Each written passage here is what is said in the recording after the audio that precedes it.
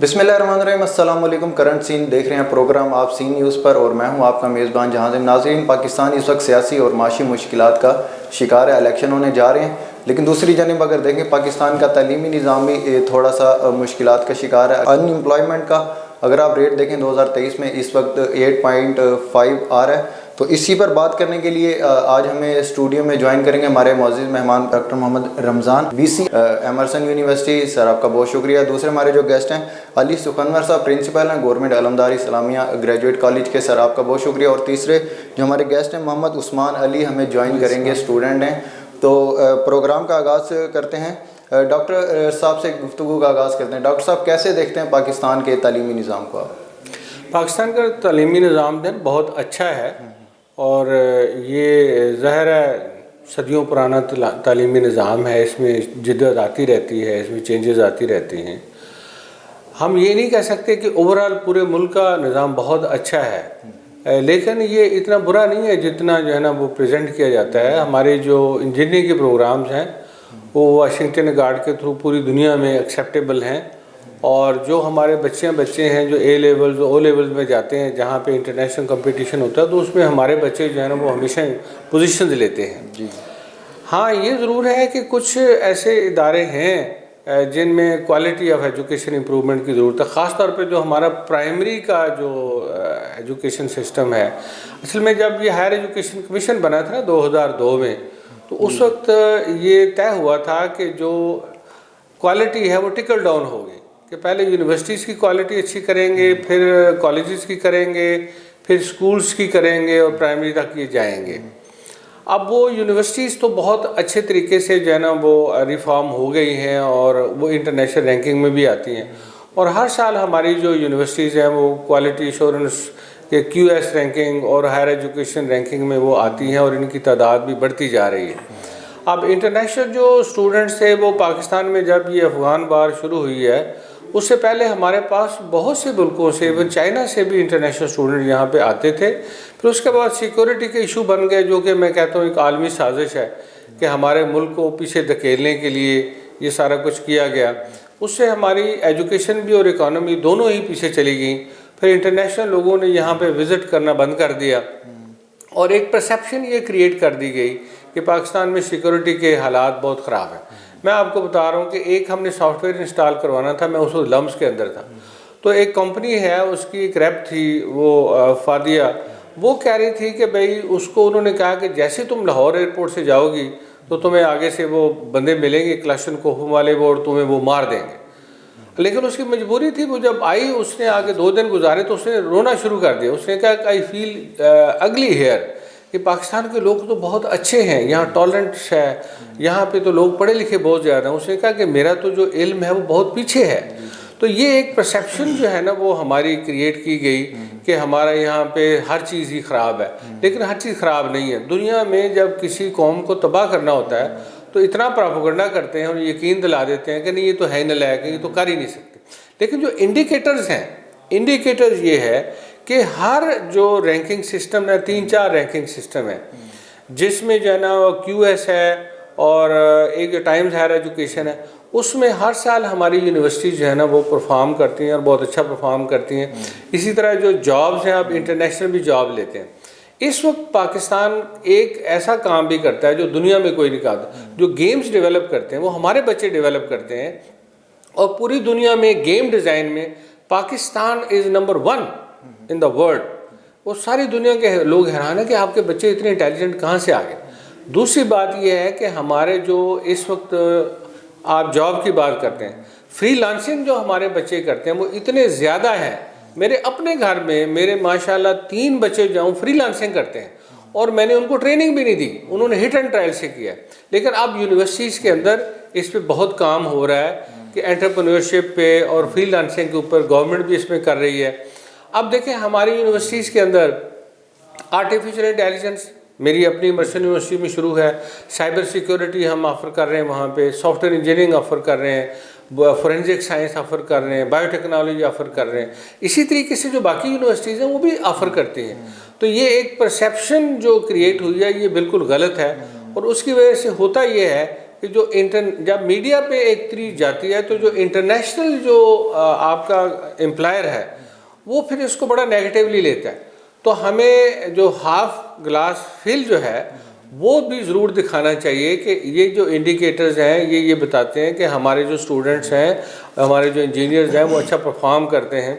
میں آپ کو بتاؤں ساؤتھ کوریا کی یونیورسٹی ہے کائسٹ کے نام سے, وہ دنیا میں نمبر 2 پہ ہے الیکٹریکل انجینئرنگ. سب سے زیادہ ایکسیپٹنس وہاں پہ ہمارے اسٹوڈنٹس کے. نسٹ کا تو کوئی چلا جائے نا تو وہ کہتے ہیں کہ بھئی یہ تو لوگ جو ہے نا وہ بڑے آؤٹ اسٹینڈنگ ہیں. ہاں ہمارے کچھ ایسے ادارے ہیں جس میں کوئی تھوڑی سی پریکٹیکل کی کمی ہے کہ ہماری لیبز جو ہیں وہ اس طرح کی ڈیولپ نہیں ہو سکیں. لیکن اب جو ایجوکیشن پالیسی ہماری آ گئی ہے, یہ آ چکی ہے پالیسی, اس میں یہ ہے کہ ہر اسٹوڈنٹ کو کم از کم 2 انٹرنشپ لازمی کرنی ہے 4 جو ہے نا وہ سیمسٹر کے اندر 4 ایئرس کے اندر. پھر اس میں آپ کو ساتھ ہی ساتھ اس کے کریڈٹ آورز بھی دیتے ہیں. پھر ان کو جو ہے نا انٹرنشپ لازمی جب کریں گے تو ظاہر ہے انڈسٹری کے ساتھ ان کا تعلق بنے گا. پھر ہم نے ہر یونیورسٹی میں اب اورک کا آفس بن گیا ہے, officer research innovation and commercialization, وہ لازمی ہے. انڈسٹریل لائزان آفیسرز بھی ہیں جو کہ انڈسٹری کے ساتھ کرتے ہیں. ہاں اس کو مزید پالش کرنے کی ضرورت ہے, خاص طور پہ جو ہمارا کریکلم ہے. جب اب ہم نے کیا کرتے ہیں کہ اب ہمیں یہ لازمی ہے کہ ہم اپنا جو سلیبس ہے اس میں جو ہمارے بورڈ آف اسٹڈیز ہوتی ہے اس کے جو ممبرز ہیں وہ انڈسٹری کے لوگ بھی ہوں. تو انڈسٹری کے لوگ بھی آنے شروع ہو گئے ہیں. تو یہ چیزیں بڑی پازیٹیو ہیں اور یہ اچھی جا رہی ہیں. اور انشاءاللہ تعالیٰ جو امپلائمنٹ ہے نا, اب وہ جو فزیکل امپلائمنٹ سے زیادہ جس چیز کی طرف توجہ دلانے کی ضرورت ہے وہ ہے آن لائن جابس. اور کچھ عرصے کے بعد جو یہ ساری کی ساری جاب, اب سی ای او کی جاب, میں یہاں بیٹھا ہوا ڈفرینٹ کمپنیز کے سی ای او کے طور پہ میں یہاں بیٹھا ہوا اپنے کام کر سکتا ہوں. اور یہ جو انقلاب دنیا میں آ چکا ہوا ہے, کووڈ کے بعد یہ آیا, ہمارے پاکستان کو بھی بلیسنگ یہ ہوگی کہ پہلے تو لوگ اس کو سمجھتے تھے کہ یہ تو بہت برا کام ہے. لیکن اب دیکھیں آپ کے پاس جو ہے نا وہ 4G پاکستان میں 5G بھی آ رہا ہے. ہاں جہاں ہم پیچھے ہیں وہ یہ ہے کہ جو انٹرنیشنل کمپٹیشن ہے ہمارا میڈیا میں خاص طور پہ ہم بہت پیچھے ہیں, کیونکہ ہماری جو پازیٹیوٹی ہے اس کو کم بتایا جاتا ہے. اس وقت دنیا کے اندر سب سے اچھی جو فصل پیدا ہوتی ہے پاکستان میں پیدا ہوتی ہے. آپ حیران ہوں گے اس وقت کیا ہو رہا ہے, اس وقت ہماری مکئی کی فصل ہے. تو مکئی کی فصل کا ہماری جو ہے نا 2200 روپے من تھی, اس وقت تو 1200 روپے من آ گئی. کیوں آ گئی ہے؟ کیونکہ بارڈر سیل کر دیے گئے, اسمگلنگ اب نہیں ہوتی. اس کا مطلب یہ ہے کہ جب ہم ان چیزوں پہ قابو کر لیں گے جو کہ انٹرنیشنلی ہمارے اوپر امپوز کی تھی, تو ہمارے ملک میں جو ہے نا مہنگائی بھی کم ہو جائے گی. اب یہاں پہ ہماری چینی بھی سستی ہو رہی ہے, اب ہمارے یہاں مکئی بھی سستی ہو رہی ہے, گندم بھی سستی ہو گئی ہے. اور مجھے یقین ہے کہ چاول بھی سستا ہو جائے گا کیونکہ وہ اسمگلنگ ختم ہو جائے گی. جی زبردست تجزیہ آ گیا. علی سخنور صاحب یہ بتائیے گا یونیسیف کی اگر رپورٹ کے مطابق دیکھا جائے تو اس وقت 5 سے 16 سال کی ایج کے جو 22.8 ملین بچے اسکول نہیں جا رہے, اس کو کیسے اوور کم کیا جا سکتا ہے؟ دیکھیں جتنے بھی بین الاقوامی ادارے ہیں ان کی جو رپورٹنگ ہے وہ غیر جانبدار نہیں ہوتی, یہ یاد رکھیے گا. ہر ایک کا اپنا پوائنٹ آف ویو ہے, اور یہ ایک اسٹیٹ آف ڈپریشن میں بھیجنے کا ایک طریقہ کار ہوتا ہے. آپ کسی صحت مند آدمی کو کہنا شروع کر دیں یہ کیا ہوا, تم بیمار لگ رہے ہو, تمہاری آنکھیں کیا ہوا, تو وہ آدمی اچھا بھلا چلتا ہوا اچانک سے تھوڑا جھک جائے گا اور اس کو اپنے وجود میں تپش بھی محسوس ہونے لگے گی. یہ تمام اس طرح کی رپورٹس آتی رہیں. بات یہ ہے کہ پاکستانی جو یوتھ ہیں اس سے بہتر دنیا کے کسی کونے میں کوئی یوتھ نہیں ہے. ان سے زیادہ طاقتور کوئی نہیں ہے, ان سے زیادہ حوصلہ مند کوئی نہیں ہے, اور ان سے زیادہ ڈٹرمنٹ کوئی نہیں ہے. ضرورت صرف اس بات کی ہے کہ ایک چینل پرووائڈ کرنے کی. اب آپ نے بات کی ابھی پاکستان کے نظام تعلیم کی, اس رپورٹ کی, وہ بہت سارے بچے نہیں جا رہے ہیں وغیرہ وغیرہ. بات یہ ہے کہ ہمارے ہاں 2 چیزوں کو ٹھیک ہونے کی ضرورت ہے, ایک ٹیچر کو اور ایک سلیبس کو. جب تک آپ نصاب کو جدید زمانوں کے مطابق نہیں بنائیں گے تب تک آپ کی کوئی بھی چیز ٹھیک نہیں ہوگی. اور دوسری بات یہ کہ لازم نہیں ہے کہ ایک آدمی جس نے پی ایچ ڈی کر لی ہے وہ ٹیچر بھی اچھا ہو. ٹیچر ایک اور چیز ہے. ہم نے ایسے ایسے لوگ دیکھے ہیں جو میٹرک بھی پاس نہیں ہیں, لیکن وہ ٹیچر بہت اچھے ہیں. پرانے زمانوں میں جا کر دیکھیں, ڈاکٹر رمضان صاحب بتائیں گے کہ ایسے لوگ ہوا کرتے تھے کہ انہیں عربی, اردو, انگریزی تمام مضامین پر ایک ایسا عبور ہوتا تھا, لیکن ان کے پاس ڈگری نہیں ہوتی تھی. ہمارے یہاں پرابلم یہ ہے کہ آپ کو کہیں جاب ملے نہ ملے, ایک دروازہ بہرحال کھلا ہوا ہے, اور وہ ہے ٹیچنگ کا دروازہ. اور ہر ایک کو اس کے اندر کچھ کو سر جھکا کے آنا پڑتا ہے تھوڑا سا, کچھ کو سر سیدھا کر کے آنا پڑتا ہے. ہر شخص کے لیے وہ دروازہ کھلا ہے. میرا پوائنٹ آف ویو صرف یہ ہے کہ ٹیچر ایک رول ماڈل ہوتا ہے, اور اس کو واقعی رول ماڈل ہونا چاہیے ہے. اپنے ٹیچرز کو صحیح کریں, ان کو ٹرین کریں, اور ولنگ ٹیچرز جو ہیں ان کو ہمیں موقع دینا چاہیے. اگلی اور آخری بات یہ کہ ہم ایجوکیشن کو جاب سے اگر جوڑیں گے تو ہمارے یہاں دیکھیں, جاب کے لیے, روزگار کمانے کے لیے سکل چاہیے. ابھی کیمرہ مین ہے, یہ ایک سکل ہے, ایک پینٹنگ سکل ہے, لکڑی کا کام ہے. آپ کو پتہ ہے کینیڈا میں, برطانیہ میں بہت سارے بڑے بڑے لوگ وہ فارغ اوقات میں اپنے گھر کے لکڑی کی الماریاں وغیرہ وغیرہ چھوٹے چھوٹے اوزار بنائے ہوئے خود کام کرتے ہیں. ان کے پاس سکل ہے. ہمارے پاس سکل نہیں ہے. ہم بی ایس کرنے کے بعد, ہم ایم اے کرنے کے بعد یا ایم ایس سی کے بعد اب ہم سمجھتے ہیں کہ اب ہم کسی بہت بڑے عہدے پر, اور عہدہ کیا کرے گا, عہدہ ہمیں نوکری دے گا, روزگار دے گا. یہ فلاسفی چینج کرنے کی ضرورت ہے. تعلیم الگ چیز ہے, روزگار الگ چیز ہے. ٹھیک ہو گیا. محمد عثمان علی, کیسے دیکھتے ہیں آپ اس ایجوکیشن سسٹم کو؟ ہم اس طرح دیکھتے ہیں کہ سال بھر میں ہم سے بھاری بھرکم فیس لے کے ہمیں ڈگری جب دی جاتی ہے, تو جب ہم گریجویٹ ہو کے باہر فیلڈ میں آتے ہیں تو 20-25 ہزار میکسیمم ہمیں اس پہ سیلری بیس پہ دی جاتی ہے نوکری. دیکھیں اس میں میں آپ کو ایک بات بتاتا ہوں کہ آپ نا ذرا تھوڑا سا کوئی سرچ کریں, تھوڑی سی یونیورسٹیوں کے مشن دیکھیں. اب ہماری یونیورسٹی کا مشن کیا ہے کہ every graduate should be able to earn رزق حلال and turn into better citizen. یہ دونوں چیزیں بڑی امپارٹنٹ ہیں کہ وہ ان کی زندگی کے جو خوبصورت سال ہوتے ہیں وہ یونیورسٹی میں گزارتے ہیں, تو ان کی پرسنالٹی ڈیولپمنٹ بھی ہونی چاہیے, اور وہ اچھے انسان تو ہوتے ہیں. پھر یونیورسٹی ان کو پالش کرتی ہے, ان میں ٹالرنس زیادہ ہو جاتی ہے, کمپٹیشن ہوتا ہے. یہ دونوں سافٹ اور ہارڈ اسکلز ہیں, یہ بڑے ضروری ہیں. اب آپ ارننگ کیسے کر سکتے ہیں؟ ارننگ ایسے کر سکتے ہیں کہ آپ کو کوئی چھوٹا موٹا کاروبار کرنا شروع ہو جائے. دوسرا, آپ جاب کے لیے فٹ ہو جائیں, کوالیفائی نہیں, جاب کے لیے فٹ ہو جائیں. اب اس کے لیے جو کیا ہوا ہے اب یونیورسٹیز کے اندر, مثلا ہمارے ہاں بھی ہم نے ایک لیب بنائی ہے. لیب کے اندر ہم بچوں کو اسکل سکھاتے ہیں, اور اسکل کون سکھاتا ہے؟ بچے ہی سکھاتے ہیں. میں نے کہا کہ ہمارے جو اسٹوڈنٹ اس وقت, مثلا ایک لڑکی نے مجھے بتایا سر میں نے بوتیک بنائی ہے.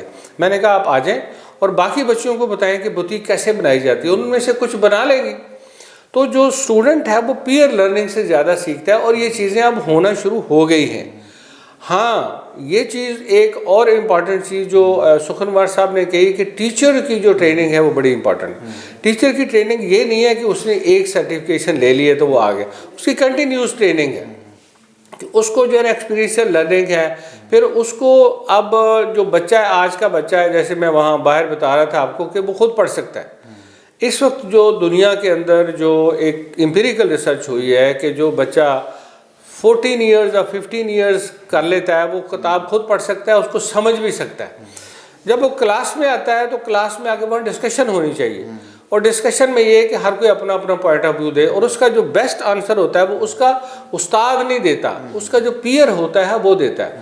پھر آپ کہیں گے کہ بھئی میں نے یہ بھی کہا ہے کہ ایک سوال کا ایک جواب ہو ہی نہیں سکتا دنیا میں, اس کے کئی جواب ہوتے ہیں کیونکہ کانٹیکسٹ ہر ایک کا ڈیفرنٹ ہوتا ہے. تو ہم نے یونیورسٹی میں کیا کرنا ہے, ان کی ability to think, critical thinking, کہ میں نے اگر یہ سچویشن ہوگی تو میں نے کیسے ریئیکٹ کرنا ہے, یہ سچویشن ہے میں نے کیسے ریئیکٹ کرنا ہے. یہ چیز, یہ ایبلٹی جب ان کی ڈیولپ ہو جاتی ہے پھر اس کے بعد ان کو انڈسٹری میں بھیجتے ہیں کہ وہ جا کے وہ ہینڈز آن کریں. اب مثلا ہمیں رمادہ والوں نے یہ کہا کہ اپنے اسٹوڈنٹس ہمارے پاس بھیجیں, ہم بھیجتے ہیں ان کے پاس. میں نے سلطان فاؤنڈیشن کے ساتھ مل کر اب میں ایک اور کام کرنے لگا ہوں بچوں کو, کہ جو ویسٹ فوڈ ہوتا ہے اس کو ہم کلیکٹ کر کے ڈفرینٹ ہوٹلوں سے, اور جو ایونٹ مینجمنٹ والے ان کو ری پیک کر کے تو ہم جو ہے نا وہ تقسیم کریں گے ان لوگوں میں جو ڈیزرونگ اسٹوڈنٹ ہیں. ہوگا اس سے کیا, بچوں کو ہاتھ لگانا آئے گا ویسٹ فوڈ کو, بچوں کو یہ احساس ہوگا کہ یہ ویسٹ فوڈ جو ہے نا وہ ہوتی ہے، اور پھر ان میں دوسروں کے لیے وہ جو جذبہ ہے کام کرنے کا، پریکٹیکل جو ہے نا وہ آ جائے گا. صرف میں نہیں کر رہا، باقی بھی اس طرح لوگ جو ہے نا وہ کرتے ہیں. اب جو اگلی بات یہ ہے وہ ہے کہ ٹالرنس، کہ جو ٹیچر ہے اس کو فیئر ہونا چاہیے، اس کو مارکنگ کرتے وقت فیئر ہونا چاہیے. اگر وہ فیئر نہیں ہوتا تو اللہ تعالیٰ اوپر دیکھ رہا ہوتا ہے، پھر اللہ تعالیٰ بھی اس کے ساتھ فیئر نہیں ہوتا. رول ماڈل کیا ہے؟ ٹیچر وقت پہ آئے گا، ٹیچر جو ہے وہ ان کی جو مارکنگ ہے وہ کرے گا، ٹائم پہ کرے گا، اور ٹیچر پڑھ کے آئے گا. اب یہ بھی ہے کہ وہ آج کا جو بچہ ہے وہ کیا چاہتا ہے؟ وہ ایمپتھی چاہتا ہے. پھر ہر جو ماڈرن جو ٹیچنگ میتھڈالوجی ہے اس میں یہ ہو گیا کہ ہر بچہ اپنی توجہ الگ سے چاہتا ہے. پہلے تو ہم دیتے تھے نا 50 بچوں کو ہم ٹریٹ کرتے تھے، ایک جیسا ٹریٹ کرتے تھے. 10 نے اگر کہہ دیا کہ مجھے آتا ہے تو ہم کہتے تھے اٹس اوکے. اب ہر بچہ جو آج کا ہے وہ چاہتا ہے کہ اس کو پرسنل اٹینشن دی جائے. اس کے لیے جو ٹیچرز ہیں، ایک تو اسٹوڈنٹ ٹیچر ریشو ہمیں جو ہے نا وہ امپروو کرنے کی ضرورت ہے، کہ وہ جو ایک منیمم ریکوائرمنٹ ہے ہائر ایجوکیشن کمیشن کی کہ جو انڈر گریجویٹ اس کے تو 1:30 ہے، کہ 30 اسٹوڈنٹس کے لیے ایک ٹیچر کی ضرورت ہے. لیکن جو سائنس کے جو ہے نا وہ 1:12 ہے، تو 1:12 کی ریشو سے ٹیچر جو ہے نا وہ انرول کرنے چاہیے. اور یہ بات بھی صحیح ہے کہ صرف اس کی سرٹیفکیشن، ان کو جو کوالٹی آف ٹیچنگ ہے، پڑھانا کیسے، پڑھانا ایک فن ہے کہ آپ کے پاس ایک نالج ہے اور آپ ان کے لیول پہ جا کے جب پڑھاتے ہیں تو بچے جو ہے نا وہ اشش کر اٹھتے ہیں. وہ تو دیکھتے ہیں کہ ہمارے جو ہے فادر کی جگہ پہ یہ جو ہمارے ٹیچر ہیں، ہماری جو میم ہیں، یہ ہمیں پڑھاتے ہیں. میں آپ کو ایک ایگزامپل دیتا ہوں کہ 5th کلاس میں میری بچی کی ایک نوٹ بک تھی، اس پہ کوئی ایڈیشن کا سوال تھا. وہ کہیں میڈم سے جو ہے نا وہ ٹک ہو گیا کہ یہ صحیح ہے، بٹ ایکچولی وہ غلط. میں نے اس کو کہہ دیا کہ مانو یہ تو آپ کی میڈم نے غلط کیا، یہ تو ٹک کر دے تو صحیح نہیں ہے. کہتی نو پاپا، آپ کو پتہ ہے میڈم بہت پڑھی لکھی ہوتی ہیں، جو میڈم جو ہے وہ جو ٹک کرتی ہیں وہ بالکل صحیح ہوتی ہیں، آپ کو کیا پتہ ہے. تو اس وقت میں دوسری PhD کر چکا تھا، اور جو میڈم ہے وہ زیادہ FA ہوگی. لیکن میں بات بتانے کے کہ اس کا جو ٹرسٹ آن ٹیچر وہ بہت زیادہ تھا. تو ہمیں ان جو اسٹوڈنٹس ہیں ان کو اسی طرح لینے چاہیے کہ یہ ہمارے پاس اس لیے آتے ہیں کہ ہم ان کی پرسنالٹی ڈیولپمنٹ بھی کریں اور ان کے جو سافٹ اور ہارڈ سکلز ہیں وہ بھی کریں. اور یہ اب اور زیادہ انڈسٹری جو ہے نا ہمارے پاس، جب ہم انڈسٹری کے پاس جاتے ہیں تو وہ کہتے ہیں کہ ہم آپ کو کیوں انٹرنشپ دیں آپ کے اسٹوڈنٹس کو، ہم آپ کی فیکلٹی میں کیوں آئے، کیونکہ وہ ایک گیپ پچھلے چند سالوں سے بہت زیادہ ہو گیا تھا. پھر انڈسٹری کے لوگوں نے اپنی R&D بنا لی. اب ہم یہ کر رہے ہیں کہ جب ہمارے پاس فیکلٹی آتی ہے تو اپنی لیب جب ہم بنا لیتے ہیں تو انہیں کہتے ہیں کہ آپ اپنے جو ٹیسٹ ہے، آپ جو 20 لوگ ہیں آپ ہمارے پاس آ کے اپنے ٹیسٹ کروائیں نا. تو ان کے ساتھ ایک ریلیشن شپ ڈیولپ ہوتا ہے.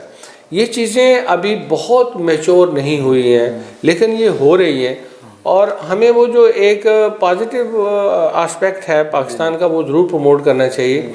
دیکھیں میری بات سنیں، یہ ہماری ہی ایگریکلچر یونیورسٹیاں ہیں جہاں پہ یہ ریسرچ ہوئی ہے، جہاں ہماری پروڈکٹیوٹی بڑھ گئی ہے.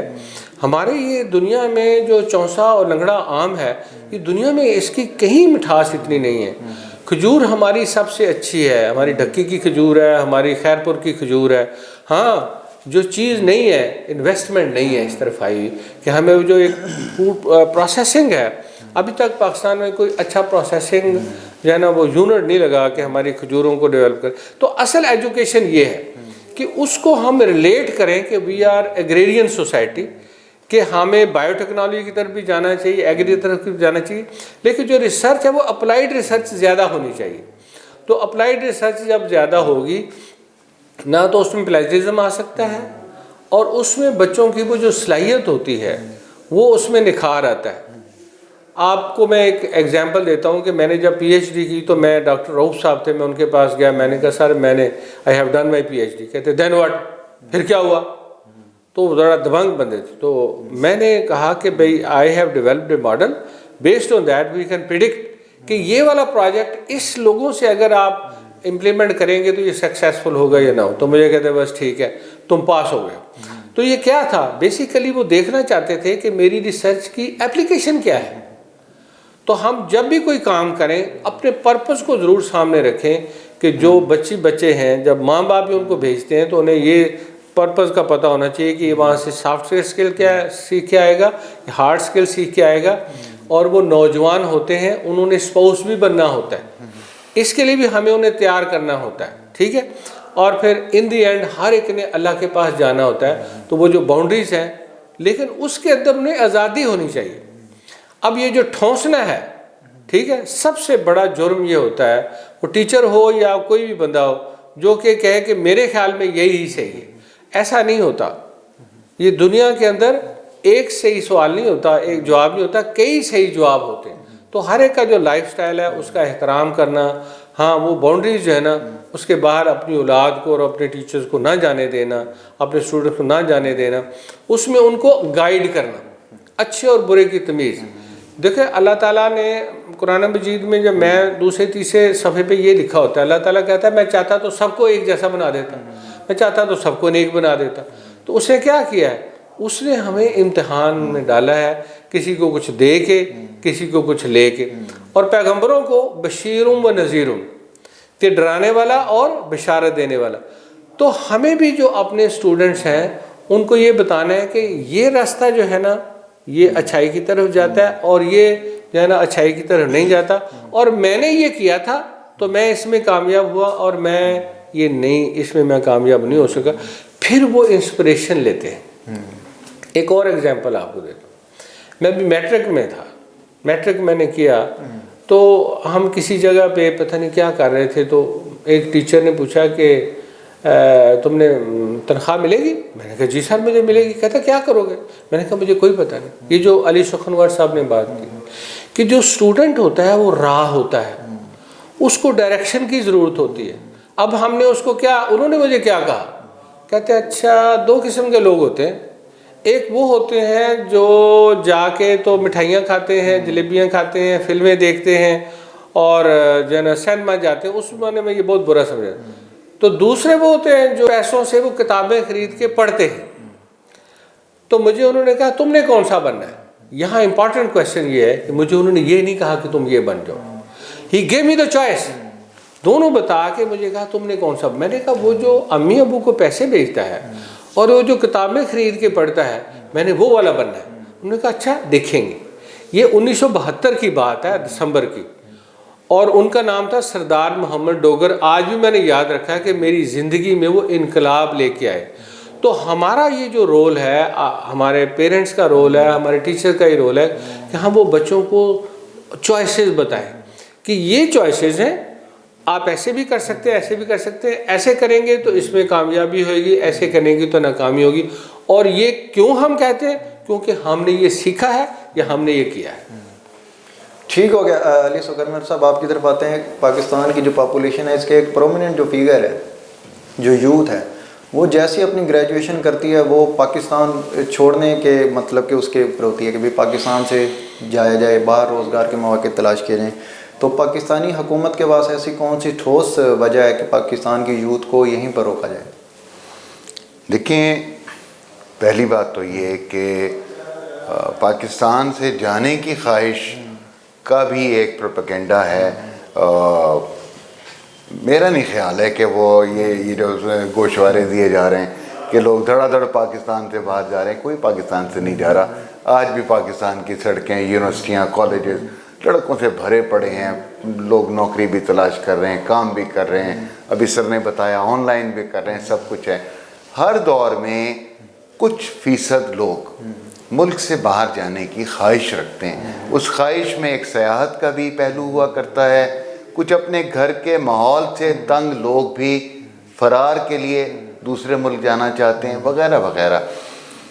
یہاں پر ضرورت صرف اس بات کی ہے کہ نئے امکانات پیدا کیے جائیں. آپ کو پتہ ہے پاکستان میں جو ایک بہت بڑا پرابلم ہے وہ یہ ہے کہ انویسٹمنٹ کے یا انویسٹر کے راستے میں رکاوٹیں بہت ہیں. بہت زیادہ. آپ آج فری ہینڈ دے دیجیے لوگوں کو کام کرنے کا، قانون کی حد میں رہتے ہوئے.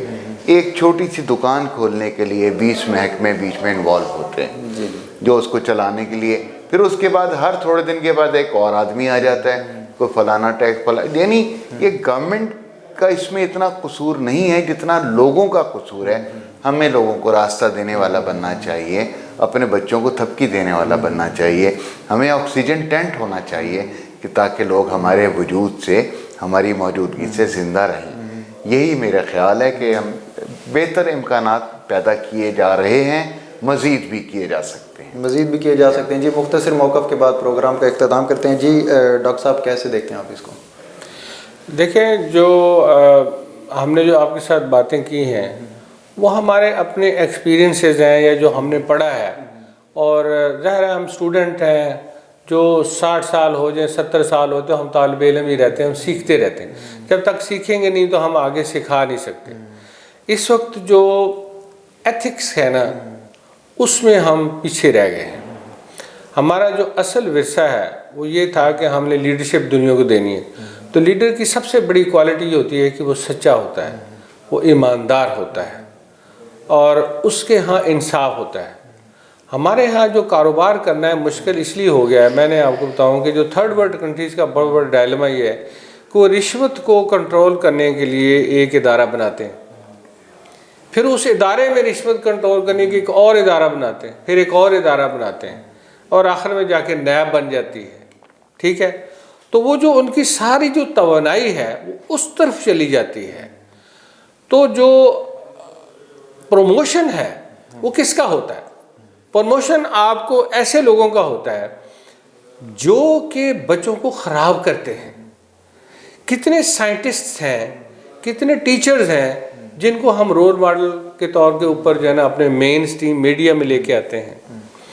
جب رمضان شریف کا مہینہ آتا ہے تو کون لوگ آ جاتے ہیں ہمیں روزے کے بارے میں فضیلت بتانے کے لیے. میں ان کا نام نہیں لینا چاہتا، لیکن ان سے کیا انسپریشن آپ کو ہوگی. ٹھیک ہے، آپ ایسے لوگوں کو کیوں نہیں پروموٹ کرتے؟ تو جو میڈیا ہے اور ہماری جو گورنمنٹس ہیں وہ جو آپ دیتے ہیں کچھ نشان امتیاز دیتے ہیں، ستارہ امتیاز دیتے ہیں، وہ کن لوگوں کو دیتے ہیں؟ آپ جو ٹیچر دن رات جو ہے نا وہ اپنی جان دیتے ہیں اور سائیکلوں پہ جاتے ہیں، وہ موٹر سائیکلوں پہ بھی جاتے ہیں، ان میں سے تو چندے کو جو ہے نا وہ ستارہ امتیاز ملتا ہے. لیکن ایسے لوگ جن کو جو معاشرے میں بگاڑ پیدا کرتے ہیں ان کو آپ نشان امتیاز اور ستارہ امتیاز دیتے ہیں اور پھر ان کو ایوارڈ دیتے ہیں. اور ایک بندہ جس نے اپنی زندگی پاکستان کے لیے وقف کر دی، ٹی وی پہ لا کے اس کو ذلیل کر کے رکھ دیا تھا، وہ ہمارا سائنسدان تھا ڈاکٹر ایکیو خان. اسی طریقے سے باقی ہیں، کچھ کا نام مجھے پتہ ہے جن کو پھر جناب وہ ایجنسیاں جو ہے نا وہ اٹھا کے لے گئیں. تو ہمیں جو رول ماڈل ہے اس کو سامنے لانا چاہیے، اس کو پروموٹ کرنا چاہیے. میں آپ کو بتاؤں، جو لوگ کچھ ایسے ممالک ہیں جنہوں نے اپنے جو سائنٹیفک ریسرچ کرنے والے بندے ہیں ان کو اس طریقے سے ان کو پروٹیکٹ کیا ہوا ہے کہ تاکہ وہ اسی طرف توجہ کرتے رہے، اور ان کو گھروں میں فکر نہیں ہے، ان کو بجلی پانی کے بل دینے کا فکر نہیں ہے. تو وہ جو ہے نا وہ انڈیپینڈنٹ ہو کے وہ تھاٹ پروسیس کو پروموٹ کرتے ہیں.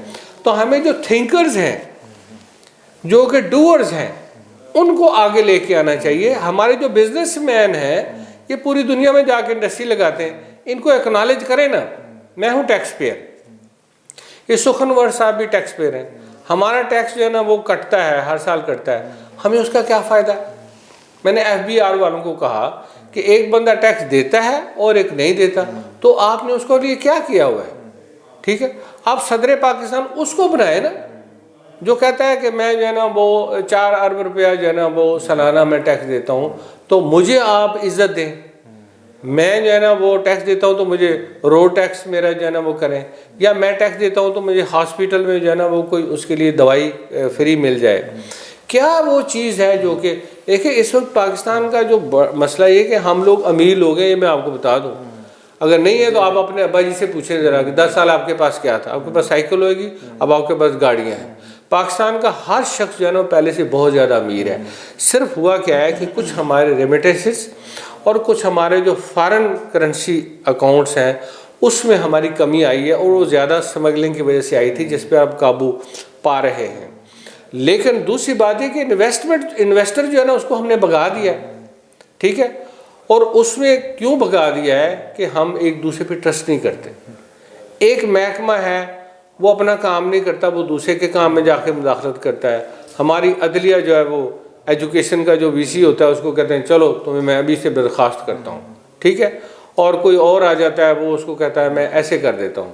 تو ہر بندہ جو ہے وہ اپنا اپنا کام. اور دوسرا ہے کہ ٹرسٹ کی ضرورت ہے. جو میں یہ بات بتانے لگا ہوں, جو اصل چیز جس پہ میں جانوں گا, ٹرسٹ کی ضرورت ہے. جب ٹرسٹ کرتے ہیں نا تو لوگ رسپونڈ کرتے ہیں. 99.9% یہ لون ریٹرن ریٹ ہے اخوت فاؤنڈیشن کا. کیوں ہے؟ وہ ٹرسٹ کرتے ہیں, ان لوگوں کو دیتے ہیں جن کو ضرورت ہوتی ہے. وہ کہتے ہیں 25,000 لے لیں, 30,000 لے لیں, مسجد میں بیٹھ کے دیتے ہیں. اور ایک اور کام جو ہم نے خراب کیا, مسجدوں کو ہم نے ویران کر دیا.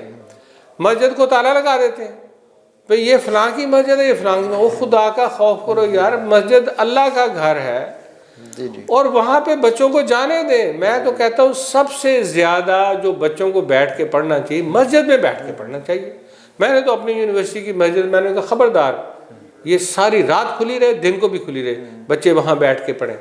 اسی طرح جو باقی لوگوں کی عبادت گاہیں ہیں وہاں پہ بھی بیٹھ کے ان کو اوپن کرنا چاہیے پبلک کے لیے, اور ان کو ڈائلاگ کروانا چاہیے, اور دوسرے کو نا سننا چاہیے. برداشت ہمارے اندر ہونی چاہیے. یہ فیصلہ کہ کس نے دوزخ میں جانا ہے کس نے جنت میں جانا ہے نہ میں کر سکتا ہوں, نہ یہ کر سکتے ہیں, نہ یہاں کو ہمارا مولوی کر سکتے ہیں, اللہ تعالیٰ نے کرنا ہے. تو ہمیں اپنے حصے کی دیا جلانا ہے, اور جس میں سب سے امپورٹنٹ کام یہ ہے کہ ہم نے نالج ٹرانسفر کرنا ہے, ہم نے ایکسپیرینس ٹرانسفر کرنا ہے, اور اپنے بیہیویئر سے ہم نے ثابت کرنا ہے کہ ہم جو ہے نا وہ آپ کے لیے رول ماڈل ہیں. ٹھیک ہو گیا. محمد عثمان, آپ کا موقف آئے گا پھر پروگرام کا اختتام کریں. جی میں چاہتا ہوں کہ یونیورسٹی کو چاہیے جس طرح یہ فیسز لیتی ہیں انہیں لیبس میں کام کرنے چاہیے. بچوں کو چاہیے کہ تھیوری کے ساتھ ساتھ پریکٹیکل بھی دیکھیں, انہیں سمجھ آئے کہ تھیوری جو ہم پڑھ رہے ہیں اس کے ساتھ ساتھ پریکٹیکلز میں ہمیں کس طرح کی چیزیں نظر آتی ہیں, تاکہ جب وہ معاشرے میں آتے ہیں انہیں نظر آئے کہ کس طرح باہر آ کے کام کرنا چاہیے ہمیں. ٹھیک ہو گیا. یہ تھا آج کا پروگرام. پینل کے سارے مہمانوں کا بہت بہت شکریہ. جی ناظرین, یہ تھا آج کا کرنٹ سین. باخبر رہنے کے لیے دیکھتے رہیے سی نیوز. اپنا بہت سارا رکھیے گا خیال. اللہ حافظ.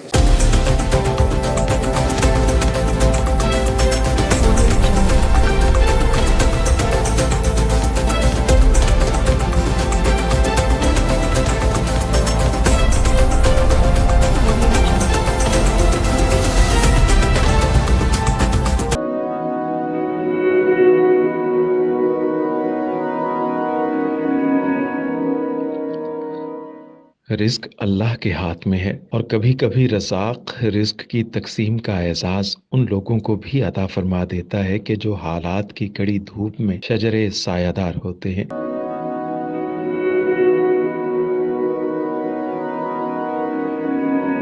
ملتان میں سلطان فاؤنڈیشن کی جانب سے مختلف مقامات پر سینکڑوں افراد کے لیے سلطان دسترخوان سجایا جاتا ہے.